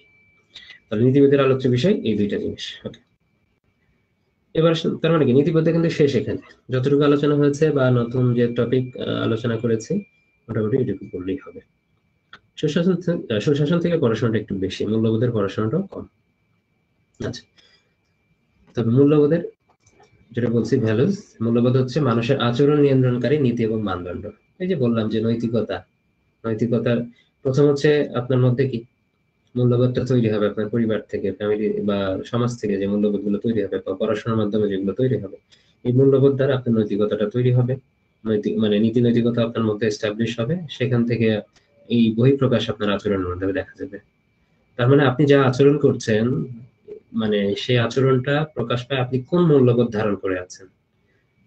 মূল্যবোধ গুলো চেঞ্জ হয় এক এক সমাজ, এক এক স্থান, এক এক দেশ, এক এক সময়, এক এক যুগ, প্রত্যেকটা জায়গায় কিন্তু এটা মানে আপেক্ষিক বিষয়। প্রত্যেকটা প্রেক্ষাপটে কিন্তু মূল্যবোধ মানুষের চেঞ্জ হয়। তার মানে আপনার আচরণ দেখলে আমরা বুঝে যাব যে আপনি কোন সময়ের, কোন সমাজের, কোন দেশের মূল্যবোধ ধারণ করছেন। ইভেন আমরা এটাও আচরণ দেখে বুঝতে পারি আপনি কোন পরিবারের মূল্যবোধ ধারণ করছেন। এটা বলি না আমরা? বলি কিন্তু এই বিষয়টাই, যে মূল্যবোধ হচ্ছে মানুষের আচরণ পরিচালনাকারী নীতি এবং মানদণ্ড। 35 এবং 40 দুটোতে আসছে। আর দুঃখের বিষয় হচ্ছে এখানে সংজ্ঞা থেকে প্রশ্ন দেয় না, এখন পর্যন্ত আসেনি। যে সংজ্ঞাগুলোর মধ্যে প্রথম মানে এক দুইটা সংজ্ঞা খুবই গুরুত্বপূর্ণ সংজ্ঞা। ঠিক আছে, হয়তো বা সংজ্ঞা এখানে যা আছে এক্সাক্ট এইভাবে না থাকলেও চেঞ্জ করে থাকতে পারে, আমি কিন্তু এখানে বোল্ড করেই দিয়েছি সেটা। এমআর উইলিয়াম বলেছে মূল্যবোধ হলো মানুষের ইচ্ছার একটা মানদণ্ড, ডেফিনেটলি। তারপরে আঙ্কেল কি বলেছে? আবেগের কথা বলেছে, মানে আঙ্কেলের আবেগ বেশি, এভাবে আমি পড়িয়েছিলাম আপনাদের। আঙ্কেলের আবেগ বেশি, তাহলে মূল্যবোধের সাথে আবেগের সম্পর্ক, আবেগ এবং আদর্শগত ঐক্যের বোধ। আবেগও থাকতে হবে, আদর্শ থাকতে হবে, দুই ঐক্যের মানে দুইটার অ্যাসিমিলেশনে হচ্ছে মূল্যবোধটা তৈরি হয় এক জায়গায়। ওকে, স্টুয়ার্ট সি ডট, মানে আমি বলবো যে এখান থেকে যেহেতু প্রশ্ন আসে নাই এখন পর্যন্ত, মনে হইতে পারে তাহলে আমি কি কম গুরুত্ব দিয়ে পড়বো? আপনার মনে হইতে পারে গুরুত্বটা কম দিই, হ্যাঁ আমি বলবো হ্যাঁ, গুরুত্বটা ওইভাবে কম দেন যে প্রেশার নিয়েন না। না প্রেশার নিয়ে কিভাবে গুরুত্বটা কম দিবেন, মানে আমি বলি যে এখানে উইলিয়াম আছে, উইলিয়ামের সাথে ইচ্ছাটা লাগাই দিবেন। এই ম আছে শেষে, মর সাথে মানদণ্ড লাগাই দিবেন। মানে এটার জন্য আর অন্য কিছু না। এমন না যে এটা, এটা যদি এমন হইতো যে আপনি কোনো ছন্দ দিয়ে আমি মনে রাখাচ্ছি, তাহলে আমি দিতাম না জীবনে। ছন্দ দিয়ে পড়ার দরকার নেই, লিঙ্ক করেন, লিঙ্ক করে যতটুকু মনে রাখা যায়। আপনার তো অপশনটা আলাদা করতে পারলেই হলো যে এই অপশন না এই অপশন কার সাথে যাবে। তাহলে আঙ্কেলের সাথে আমি আবেগের কথা বলেছি সেটা। আর এখানে ডট আছে, ড, মানে এইদিকে যদি আপনি ডকে এদিকেও দেন, আবার এই ডকে যদি এই জায়গাতেও নিয়ে আসেন, কোনো চেঞ্জ আসবে? আসবে না, একই তো, ডটই হবে। তার মানে কি ভাইস ভার্সা, অর্থাৎ আমি আপনার কাছে যেতে পারি, আপনি আমার কাছে আসতে পারেন, একই ফলাফল হবে। অর্থাৎ মূল্যবোধটা এমন একটা জিনিস যেটা ব্যক্তি সমাজের কাছে চায়, আবার সমাজও ব্যক্তির কাছ থেকে লাভ করে, ভাইস ভার্সা। তার মানে যেটা ব্যক্তি সমাজের নিকট থেকে আশা করে আর সমাজ ব্যক্তির নিকট থেকে আশা করে, তাহলে ডট দিয়ে কাটাকাটি, তাহলে মনে রাখা যাক, মানে খুব বেশি একটা কষ্ট হইল না তিনটা দিয়ে। দেন পাম ফ্রে, ফ্রে ফ্রে, এখানেও কিন্তু ফ্রে আছে, অফি ফ্রে তো এই উচ্চারণ করে না কিছু লোকালিটির মানুষ, ফ্রেত ফ্রেত হয়তো। তাহলে মূল্যবোধ হচ্ছে ব্যক্তি বা সামাজিক দলের অভিপ্রেত ব্যবহারের সুবিন্যস্ত জিনিস, আর কিছুই করেন না। অভিপ্রেতের সাথে পামফ্রে এটাকে মিলাই দেন, শেষ। এই চারটা তো এমনি মনে রাখা গেল। আর নিকোলাস রেজার যেটা বলেছেন, বা রেসার যে উচ্চারণই করেন না কেন, তিনি সবচেয়ে সুন্দরতম সংজ্ঞা দিয়েছিলেন। তার সংজ্ঞাটা বিশাল বড়, পুরো সংজ্ঞাটা আমি এখানে ইনক্লুড করি নাই, ডট ডট দিয়ে শেষে একটা কথা বলেছি যে মূল্যবোধ অনেক কিছু বলা থাকবে, যে অনেক কিছু গুণের সমষ্টি, এটা ওইটা ওইটা বলা থাকবে। মানে শেষে একটা কথা বলা থাকবে যে হ্যাঁ, ধরেন আহ, আমি দেখলাম যে আমরা একসাথে কাজ করছি কলিগরা, ডেফিনেটলি কিছু কলিগ থাকবে আপনার বা আপনার ফ্রেন্ড সার্কেলের মধ্যে এমন যে তার মধ্যে কিছু গুণাবলী আছে যেগুলো দেখে আমরা আকৃষ্ট হই বা খুশি হই। ঠিক এখানেও একই বিষয়, যে মূল্যবোধ সেই গুণটাই মানুষের মধ্যে পারফেক্টলি যদি কারোর মধ্যে থাকে, যেটা দেখলে, যা সহকর্মীদের মধ্যে দেখে মানুষ খুশি হবে, মানে একজন আরেকজনের মধ্যে। এই কথাটা, জাস্ট এই কথাটা বলেছি যে তিনি যে একটা সুন্দরতম সংজ্ঞা দিয়েছেন, সেই সংজ্ঞাটা মানে মানদণ্ড হিসেবে রেখেছে যে আমার মধ্যে মানে একদম মূল্যবোধটা, ভালো মূল্যবোধ আমার মধ্যে আছে কিনা, এটার দ্বারা এটা আমার মানে আশেপাশের যে মানুষ যারা আছে তারাই প্রমাণ, মানে তারাই মোটামুটি সাক্ষী দিবে এটা। ঠিক আছে? তার মানে আমার আচরণ দেখেই তারা বুঝবে। তার মানে আচরণটা আবার নিয়ন্ত্রিত হচ্ছে কই থেকে? মানে নৈতিকতা, মানে ওই নৈতিকতা দিয়ে তৈরি হচ্ছে। আবার নৈতিকতা কই থেকে হচ্ছে? বিবেক এবং মূল্যবোধের দ্বারা নিয়ন্ত্রিত হচ্ছে। এই বিষয়গুলোই কিন্তু আমরা আলোচনা করলাম। তার মানে প্রত্যেকটার সাথে এইভাবে লিঙ্ক আছে কিন্তু। দেন এক নজরে মূল্যবোধ। এবার মূল্যবোধের কিছু বৈশিষ্ট্য এবং মূল্যবোধ থেকে কি কি প্রশ্ন এসেছে আমরা সেগুলো দিকে যাব। মূল্যবোধের কি কি বৈশিষ্ট্য? এই বৈশিষ্ট্য যেটা আছে, এই বিষয়গুলো কি আপনারা দেখলে বুঝতে পারবেন। বৈশিষ্ট্য যে এইভাবে এই অক্ষরেই থাকতে হবে ব্যাপারটা এরকম না। যে মূল্যবোধ শুধু যে সামাজিক মাপকাঠি, ব্যাপারটা এরকম না, মানুষেরও মাপকাঠি, ওভারঅল সমাজেরও মাপকাঠি। আমি বলেছি যে আপনি কোন পরিবার থেকে আসছেন, কোন সমাজ থেকে আসছেন, কোন দেশ থেকে আসছেন, আপনার আচরণ দেখেই বোঝা যাবে। তার মানে এটা একটা মাপকাঠি। শুধু সামাজিক মাপকাঠি বললেও ভুল হবে। এটা মানে ব্যক্তিগত মাপকাঠি হইতে পারে, এটা একটা দেশের মাপকাঠি হইতে পারে, কালচারের মাপকাঠি হইতে পারে। এক এক কালচারের মানুষের মূল্যবোধ এক এক রকমের। আবার বৈশিষ্ট্য কি? বিভিন্নতা। এই যে বিভিন্নতার দ্বারাই আমরা বুঝতে পারছি যে মূল্যবোধের কোনো একটা ফিক্সড কোনো সংজ্ঞা নেই, ফিক্সড কোনো উদাহরণ নেই, বিভিন্ন হইতে পারে। তারপর বৈচিত্র্যময়তা, এর মধ্যেই কথাটা আছে। বিভিন্নতা মানে বৈচিত্র্যময়তা এবং আপেক্ষিকতা। আপেক্ষিক মানে এক মূল্যবোধ ডেফিনেটলি অন্য দেশের মূল্যবোধের থেকে আলাদা হবে। ঠিক আছে? এক ভাষার বুলি অন্য ভাষার গালি, একটা কথা আছে না? তো ওই বিষয়টা কিন্তু হয়। তার মানে এক জায়গায় একটা কথা বললে আপনি আহ কোনো সমস্যা নেই, অন্য জায়গায় ওই কথাটা বললে আপনি মার খেয়ে চলে আসতে পারেন। তো চেঞ্জ হয় মূল্যবোধ। এই মূল্যবোধের মধ্যে তো আসলে অনেক বৈশিষ্ট্য। মূল্যবোধ তো এমন না যে শুধু আচরণ, আচরণের সাথে ভাষা, অন্যান্য বিষয়গুলো জড়িত আছে। তারপর পরিবর্তনশীলতা, চেঞ্জ হয়। 1919 দশকে যে মূল্যবোধ ছিল বাংলাদেশের মানুষের, তো এই 20 দশকে এসে কি সেটা, বা 21 দশকে এসে কি সেটা আছে? নাই, চেঞ্জ হচ্ছে। যোগসূত্র এবং সেতুবন্ধ, এটা হইতে পারে যে মূল্যবোধ হঠাৎ করে চেঞ্জ হয় না, ধারাবাহিকভাবে একটার সাথে আরেকটা একটা যোগসূত্র থাকে এবং ধীরে ধীরে ধীরে ধীরে আগাতে থাকে। আর মূল্যবোধের মধ্যে কোন জিনিসের প্রাধান্য দেওয়া হয়? নৈতিকতার প্রাধান্য দেওয়া হয়। কারণ এই মূল্যবোধ দিয়ে আপনার এস্টাবলিশ হয় নৈতিকতা, নৈতিকতার দ্বারা আচরণটা নিয়ন্ত্রিত হচ্ছে। তার মানে মূল্যবোধের মধ্যে যেটা আপনাকে, যে আমি জাজ করতে চাই, মূল্যবোধ থেকে যেটা আপনার মধ্যে আসবে সেটা হচ্ছে আপনার নৈতিকতা আসবে। তার মানে এটা প্রাধান্য দেওয়া হচ্ছে কোনটাকে? নৈতিকতাকে প্রাধান্য দেওয়া হচ্ছে, এই জিনিসটা। এর আসলে এবার মূল্যবোধের আরো কিছু বিষয় যেগুলো নিয়ে পরীক্ষা, বৈশিষ্ট্যের বাইরে যেগুলো নিয়ে প্রশ্ন এসেছিল। মূল্যবোধ হচ্ছে জাতীয় জীবনের দর্শন। দেখেন এখানে বললো সামাজিক মাপকাঠি, আবার জাতীয় জীবনের দর্শন। আমি এক কথা শুরুতেই বলেছি, মূল্যবোধ কারো একার না, ব্যক্তির, পরিবারের, সমাজের, রাষ্ট্রের, মানে প্রত্যেকটারই দর্পণ স্বরূপ, প্রত্যেকটারই দর্পণ, জায়গা ভেদে।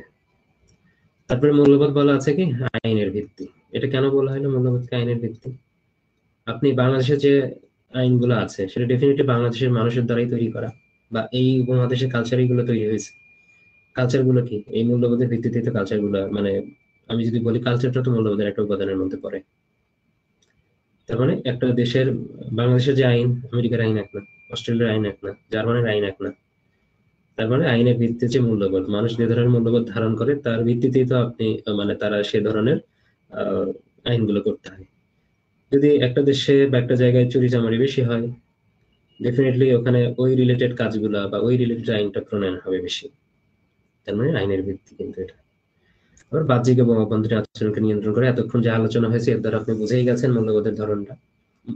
এই মূল্যবোধ শিক্ষার অন্যতম লক্ষ্য কি? সামাজিক অবক্ষয় লোক করা, মানে রোধ করা। আপনি তো পরিবার থেকে একটা মূল্যবোধ নিয়ে বেড়ে ওঠেনি, তারপরে প্রাতিষ্ঠানিক শিক্ষা কেন দরকার হয়, বা আমরা পড়াশোনা করি কি কারণে? তো আমি পড়াশোনা না, যদি না করতাম তো আমি আজকে আপনাকে এইভাবে পড়াইতে পারতাম না। ঠিক আছে?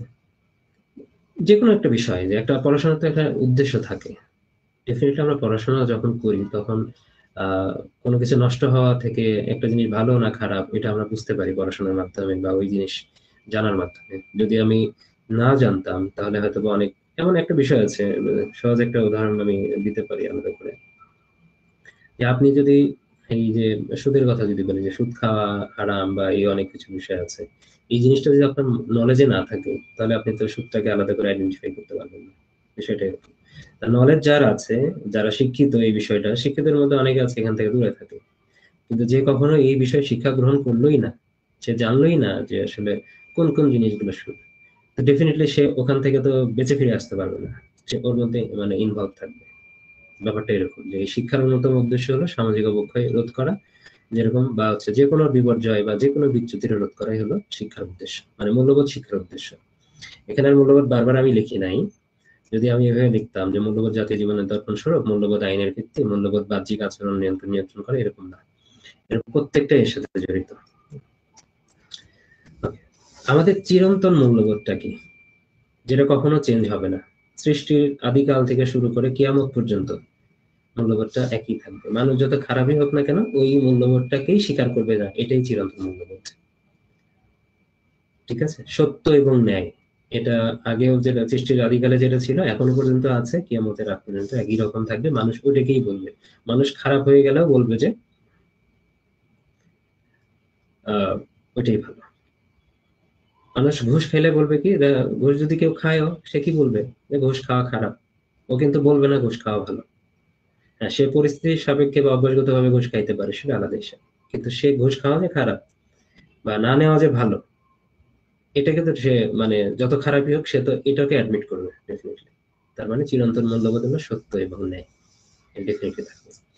মূল্যবোধ পরীক্ষা করে, কি কি পরীক্ষা করে মূল্যবোধের দ্বারা? আসলে সবই আমি এতক্ষণ যে আলোচনা করেছি আপনারা বুঝেছেন, এটা আলোচনা না করলে চলবে, খালি আপনি পড়ে যান। ভালো মন্দ, ন্যায় অন্যায়, নৈতিকতা এবং অনৈতিকতা, এগুলো সবই একই জিনিসকে অ্যাড্রেস করছে। আর মূল্যবোধের মাধ্যমে কিন্তু আপনি ভুল শুদ্ধ খারাপ মানে ভালো এগুলো পার্থক্য করতে পারবেন। ঠিক আছে, যেহেতু মূল্যবোধ এগুলোকে পরীক্ষা করছে, তার মানে আপনি আপনার মধ্যে মূল্যবোধের শিক্ষাটা থাকলে আপনি কিন্তু সহজেই ন্যায় অন্যায়, সঠিক বেঠিক, নীতি নৈতিকতা সবই পার্থক্য করতে পারবেন, বুঝতে পারবেন। এই কথাটাই বলা আছে। পরে যেটা আছে যে এই কথাটাও মোটামুটি একই ধরনেরই, যে মূল্যবোধ শিক্ষা শুরু হবে আমাদের কই থেকে, পরিবার থেকেই হবে।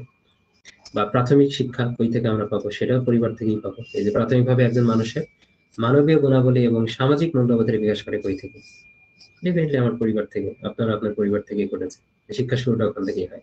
আর আনুষ্ঠানিকভাবে কই থেকে হয়? বিদ্যালয়। এই জিনিসটা আমরা পারি। এবার আসেন যে পরের যে বিষয়গুলো আছে, এইগুলো থেকে আবার কিন্তু পরীক্ষায় প্রশ্ন এসেছে, যে মূল্যবোধের চালিকা শক্তি। ঠিক আছে, তাহলে আপনারা কিন্তু ব্যাক করে আবার ইয়েতে যাওয়া যাবে না। এখানে যে অপশন 40 যখন ছিল, সেটা হচ্ছে সেই অপশনের মধ্যে সংস্কৃতিটা রাইট আনসারটা ছিল এখানে। কিন্তু চালিকা শক্তি, যদি আমরা মূল্যবোধকে ধরি, মূল্যবোধের চালিকা শক্তি কিন্তু শুধু সংস্কৃতি হইতে পারে না।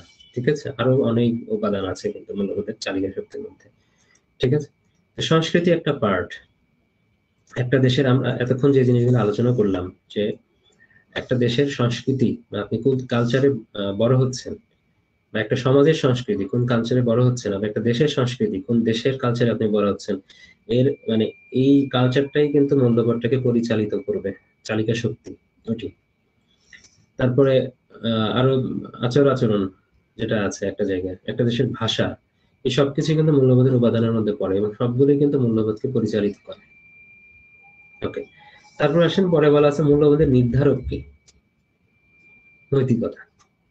দেখেন, মূল্যবোধ থেকে নৈতিকতা উৎসারিত হচ্ছে, এখান থেকে মানুষের আচরণটা বাইরে প্রকাশ পাচ্ছে। ঠিক আছে, মূল্যবোধের নির্ধারক, যে মানুষের মধ্যে যে মূল্যবোধ আছে এই জিনিসটা এস্টাবলিশ হচ্ছে নৈতিকতার মাধ্যমে। ঠিক আছে, আপনার মধ্যে যে যে মূল্যবোধটা দিয়ে যে আপনি বড় হচ্ছেন, এই মূল্যবোধটাকেই কি করছে, নৈতিকতায় কনভার্ট হচ্ছে। মূল্যবোধের নির্ধারক হচ্ছে নৈতিকতা। এই নৈতিকতার মাধ্যমে আবার পরবর্তীতে আপনি যে নীতি নৈতিকতা ধারণ করলেন সেটা প্রকাশ পাচ্ছে। পরেরটাতে আসেন, এখানে একটু টুইস্ট থাকে। এখানে দেখেন 43 এবং 45 এই প্রশ্নটা আসছিল, এবং এখানে একটু ঝামেলা হয় যে প্রশ্নের অ্যান্সার হিসেবে আমি কোনটাকে বেছে নিব। প্রশ্ন এরকম ছিল একবার যে মূল্যবোধের উৎস কোনটা, আমার প্রশ্ন আসছিল নৈতিক মূল্যবোধের উৎস কোনটা। তো মূল্যবোধ যখন বলছে, মূল্যবোধ যখন বলা হয় তখন ওভারঅল মূল্যবোধের কথা বলা থাকতে পারে অপশনের মধ্যে, মানে প্রশ্ন। আবার নৈতিক মূল্যবোধ দিয়ে একটা আইডেন্টিফাই করে দিতে পারে। তবে মূল্যবোধের মেজর পার্ট হলো নৈতিকতা, মানে মূল্যবোধের মেজর পার্ট কি, নৈতিকতা। তো মেজর পার্ট যেটা, আমরা ডেফিনেটলি আপনার ভিতরে যে মানে চেতনাটা বিরাজ করছে, এই যে চেতনা আমাদের পরিবেশ পরিস্থিতি সবকিছু সাপেক্ষে চেতনাটা তৈরি হয়। আপনি ধর্মচর্চা করছেন, সেখান থেকে ধর্মচর্চা থেকে আপনার এক ধরনের চেতনা তৈরি হবে, সেটা ধর্মীয় চেতনা হইতে পারে। সবকিছু জায়গা থেকে ভালো ভালো জিনিস যেগুলো আসবে সেগুলো নিয়েই কিন্তু আপনার নৈতিক চেতনাটা বিল্ড হয়।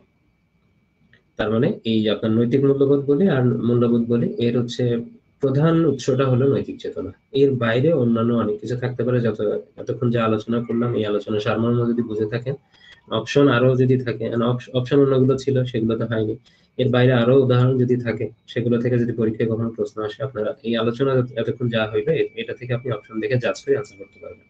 আর কিছু বিষয়তে এমন আছে যে সরাসরি পরীক্ষায় প্রশ্ন রিপিট হচ্ছে, আমরা দেখেছি 43 থেকে 45 বা বিভিন্ন সময় বিভিন্ন প্রশ্ন কিন্তু রিপিট হতে আমরা দেখেছি।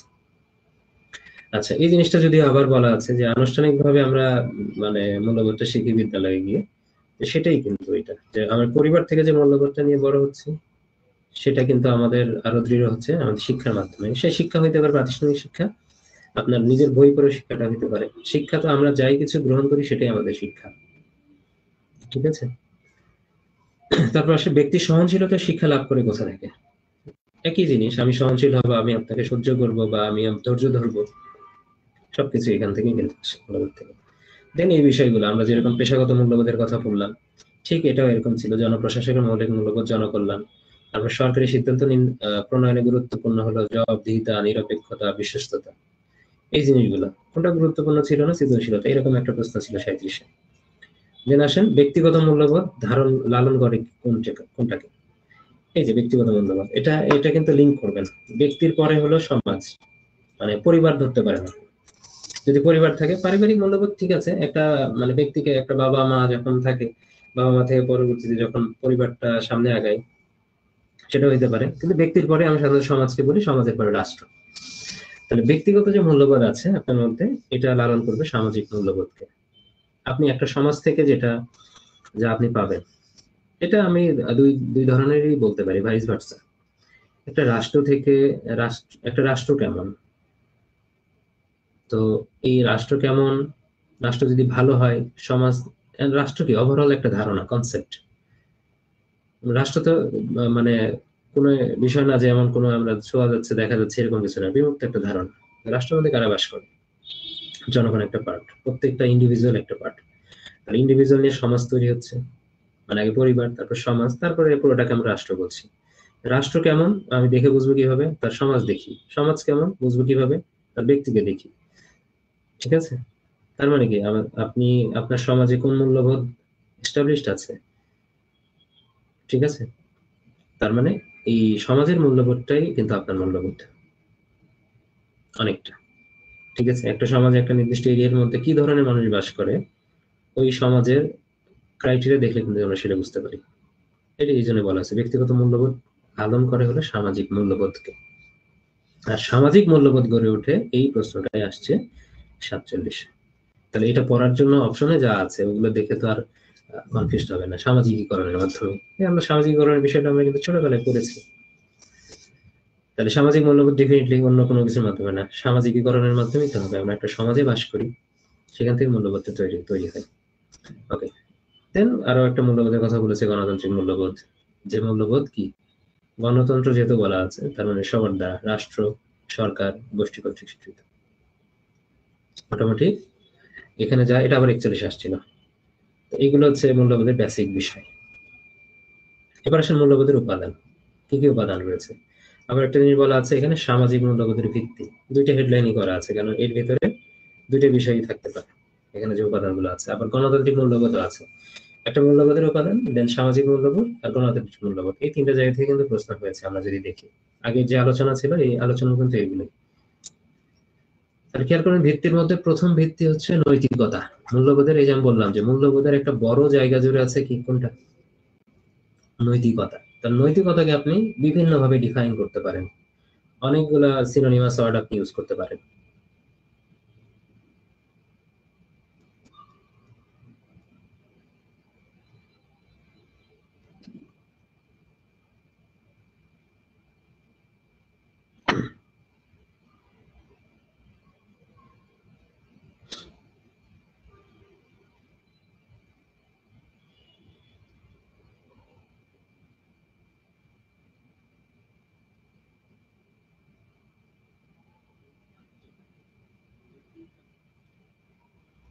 ওকে, একটু চেক করে নিলাম, আমি সাউন্ড অফ রেখেছিলাম, সাউন্ড শোনা যাচ্ছে কিনা এটা চেক করলাম। তাহলে নৈতিকতার যে বিষয়টা, নৈতিকতার সিনোনিমাস অনেকগুলো ওয়ার্ড হতে পারে। প্রথম ওয়ার্ড হচ্ছে যে বলা আছে, আরো কিছু থাকতে পারে, আপনি ওটার দ্বারা যদি বুঝে যান যে ওইটাকেই বুঝাইছে, তাহলে অ্যান্সার করতে সমস্যা নেই। তাহলে নীতি এবং ঔচিত্যবোধ, নৈতিকতা, আবার নৈতিক মূল্যবোধ। এই যেটা বললাম যে নৈতিক মানে মূল্যবোধের বেসিক জায়গা, মানে কোর জায়গা হলো নৈতিকতা। নৈতিকতাকে আপনি নৈতিক মূল্যবোধ বলতে পারেন, নীতি ও ঔচিত্যবোধ বলতে পারেন, একই বিষয়। 35 সময় আসছে। আর এর দ্বারা আমরা কি বুঝি? ভালো মন্দ, মানে মূল্যবোধের দ্বারা যেটা বুঝবো, নৈতিকতা একই বিষয়, ভালো মন্দ। যেহেতু মূল্যবোধ থেকে নৈতিকতা তৈরি হচ্ছে, তো নৈতিকতার দ্বারা আমরা বুঝতে পারবো, বা নৈতিক মূল্যবোধের দ্বারা আমরা ভালো মন্দ, ন্যায় অন্যায়, উচিত অনুচিত এগুলো পার্থক্য করা বুঝতে পারবো। কিছুক্ষণ আগে আমরা পড়লাম। দেন আসেন, এই জিনিসগুলো হয়তো বা আপনাকে আলাদা করে একটু মনে রাখা দরকার হইতে পারে, যে ব্যক্তি স্বাধীনতার রক্ষা কবচ কোনটা। আমাদের যে ভিত্তি বা উপাদান যেগুলো আছে, আবারও বলছি, এগুলো সবই কিন্তু কি মূল্যবোধের উপাদান। এখানে যা আছে আলাদা কিছুই না, ভালো ভালো গুণগুলোই, ভালো ভালো গুণগুলোই হচ্ছে কি মূল্যবোধের উপাদান। তো কষ্ট করে আপনি এখানে 8টা বা 10টা পড়া শুরু করবেন, একদম পড়া টানা মুখস্থ করবেন, এটা ভুলেও করতে চান না। এটা পড়া মুখস্থ করার কিছু নাই। মানে এই উপাদানগুলো 10টা আপনাকে মুখস্থ করতে হবে, মুখস্থ করার কিছু নাই। অপশন দেখলেই আপনি বুঝে যাবেন যে ভালো জিনিস বলছে কিনা এখানে। ভালো জিনিস বললে সেটা আনসার। তাহলে আসে, তাহলে ব্যক্তি স্বাধীনতার রক্ষা কবচ হচ্ছে সামাজিক ন্যায় বিচার। ন্যায় বিচার যেটা, সমাজে যদি ন্যায় বিচার প্রতিষ্ঠিত হয়, তার মানে সাম্য প্রতিষ্ঠা হইল। একই জিনিস, দুইটা বলা আছে এই জন্য, সামাজিক ন্যায় বিচার অথবা সাম্য। এটা হচ্ছে ব্যক্তি স্বাধীনতার রক্ষা কবচ। আর দুইটা গণতন্ত্র দিয়ে বলা আছে যে গণতন্ত্রের পূর্ব শর্ত হলো আইনের শাসন। তবে আইনের শাসন অনেক কিছুর আনসার হতে পারে, সামনে আমরা সেটা দেখবো। আর গণতন্ত্রের শ্রেষ্ঠতম মূল্যবোধ হলো সহনশীলতা। সহনশীলতা গণতন্ত্রের। তো এবার খেয়াল করেন যে গণতন্ত্রের মানে নিচে যে কালার গুলো ভিন্ন দেখছেন যেগুলো, এগুলো আবার কি, যেহেতু গণতন্ত্রের পূর্ব শর্ত বলছি আর গণতন্ত্রের শ্রেষ্ঠতম মূল্যবোধ বলছি, তার মানে ডেফিনেটলি এগুলো গণতান্ত্রিক মূল্যবোধ আমরা বলতে পারি। তো গণতান্ত্রিক মূল্যবোধ কি কি হচ্ছে? আইনের শাসন, সহনশীলতা, সহমর্মিতা, শৃঙ্খলা বোধ। আবার এমনি মূল্যবোধও আমরা বলতে পারি, সমস্যা নেই। তবে এগুলো গণতান্ত্রিক মূল্যবোধের উদাহরণের মধ্যে পড়ে, কখনো যদি এভাবে আসে। শ্রমের মর্যাদা, বাদ বাকি যেগুলো আছে, সমাজ, রাষ্ট্র বা সরকারের জবাবদিহিতা, জনকল্যাণমুখিতা, এই যে বিষয়গুলো বলা আছে সেগুলো। তাহলে এই নিচের একটা গণতান্ত্রিক মূল্যবোধ, এবং সবচেয়ে গুরুত্বপূর্ণ উপাদান হচ্ছে পরমত সহিষ্ণুতা। পরমত সহিষ্ণুতা আর এখানে সহনশীলতা একই জিনিস কিন্তু। শ্রেষ্ঠতম মূল্যবোধ যেটা, আর গুরুত্বপূর্ণ উপাদান। অর্থাৎ এটার দ্বারা বোঝানো হচ্ছে যে আপনি পরের মত সহ্য করতে পারেন কিনা, অন্যের প্রতি আপনি সহনশীল আচরণ করেন কিনা। দুইটা কিন্তু একই জিনিস, এবং একটাকে বলা হচ্ছে শ্রেষ্ঠতম বা গুরুত্বপূর্ণ, একই জিনিস। কিন্তু এভাবে এই টার্মটা ইউজ করে 44তমটা আসছিল, এইটাই এখানে তুলে ধরা হয়েছে, আর কিছু না। যাতে কোন ভাষায় প্রশ্ন এসেছে এটা যেন বুঝতে পারে।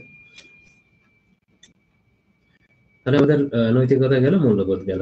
এবার আমরা সুশাসন নিয়ে আলোচনা করব। তো সুশাসনের পার্টটা আমাদের এই সিক্রেট ক্লাসরুমেই হবে। ফেসবুক লাইভ যেটা, বা যতটুকু ফ্রি অংশ আপনাদের বোঝানোর জন্য ছিল সবার জন্য, সেটা আমরা ক্লোজ করে দিচ্ছি।